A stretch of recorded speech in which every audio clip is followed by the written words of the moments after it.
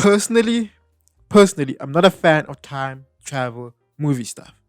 Mainly because I feel like the moment the protagonist has access to time travel, there are no stakes.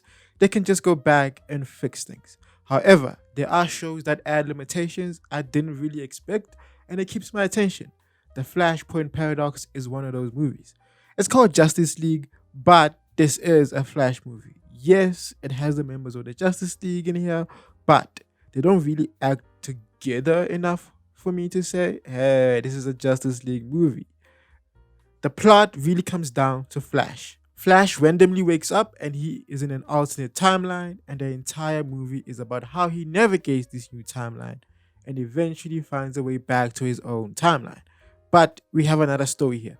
We need to stop the fight between Atlantis and the Amazons because their war is so devastating to the world that if we don't, the world will literally end. This is an excellent use of the ticking clock technique, which is a writing technique that introduces a time limit into the storyline. Basically, it's a way to add pressure to the characters and increase the level of suspense and investment into the story. I am personally not mad at it. Because Flash can go back in time and fix things, one would argue that there's no real pressure, but by introducing the concept that the reverse Flash is stealing the Speed Force, so we actually can't just go back, we add the high stakes back. What I will say about this movie is that it's one of those that show you just what a danger the Justice League can be if they weren't the good guys. Aquaman and Diana could actually take over the world if motivated. The thing I find weird is the reason for this war. It's because Diana killed the Atlantis queen, but honestly, she attacked her first because your boy Aquaman was cheating. That's it.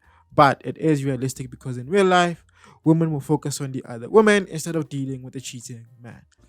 Personally, I'm with Diana on this one. Your girl came for me. Not my fault she got clapped. The world going to shit is a love story 10 bad. That's crazy. Character arcs.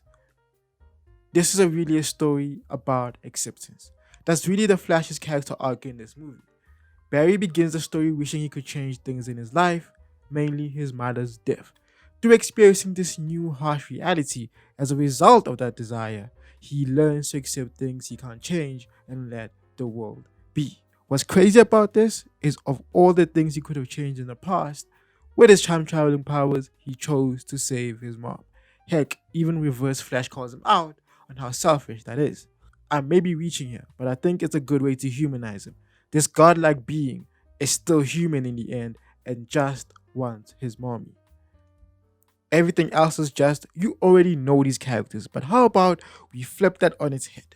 It's just interesting to find yourself praying for the downfall of some of your childhood heroes. And speaking of characters, can you speak about some of these designs though? Why did they do my boy Superman like that? It's just, I don't mind making characters look larger than life, but they border on looking deformed, man. In this new timeline, Batman is Thomas Wayne and the Joker is Bruce's mother. What I find interesting is just like their son, the response to losing their loved ones is turning into some larger than life figure that helps them deal with all the pain. Go figure. I would have really loved to see the Joker in action and what the interaction between her and Thomas is like, but alas, this is a Flash movie. Then the Cyborg. For the most part, his role is supposed to be the person that unites the Earth's superheroes, but he fails badly at that. Well, not badly, but Batman is the only one who doesn't join his squad, and that's enough to make the whole plan fall apart. I really don't like him in this. He's just a bit too naive, a bit too optimistic. I understand he's supposed to be this world's glimmer of hope, but he feels forced. He's the US lapdog. He is the guy who helps us find Superman, so that's a W. Superman is a weird one. Apparently, he was found by the military and kept hidden from the world all this time. How Earth was able to recreate the same effect that the Red Sun has is beyond me, but okay, just okay. Superman isn't really needed in this movie. If you take him out, we end up in the same place. Even in the last scene, he stops Aquaman from killing Cyborg with his trident. Cyborg dies anyway. Hal Jordan isn't even Green Lantern in this. All he really does is talk a big game and die in a blaze of glory. I guess we need some way to showcase how smart and well prepared Aquaman is. Then we have Reverse Flash. Mainly acts as the catalyst for Barry messing with time.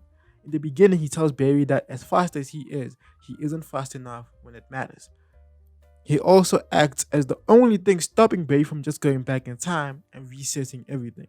He is actually amazing in this. He helps move the story forward and is the main reason the protagonist can't achieve his goal. As a protagonist, he is really well written for me. Favorite scenes. The fight with him and Barry is actually one of my favorite scenes. We get a great fight and an explanation of how we got there. Great scene. I also love the fact that the Flash isn't the one who actually ends him, but Batman does. They made use of Thomas Wayne really well in this. The Lex Luthor Squad versus Atlantis scene is also up there for me, just because they found a way to make me root for Lex, and him sacrificing himself in the end. Chef's kiss. Aquaman versus Diana fight was also cool. This war started with them and it ends with them. There was a lot of interruption though, so it leaves me wondering, in an all out, just these two fighting, how would it end? And of course, Thomas and his letter to Bruce. They made Batman cry in this movie. And you know what? I'm not mad. Getting a letter from your dead father, I personally would love it. I genuinely enjoyed this movie. The plot, the characters, and pacing, everything was handled really well. The occasional CGI for Flash breaks my immersion sometimes, but it's not so bad that I'm up in arms. All in all, it's an 8 out of 10 movie. Loved it.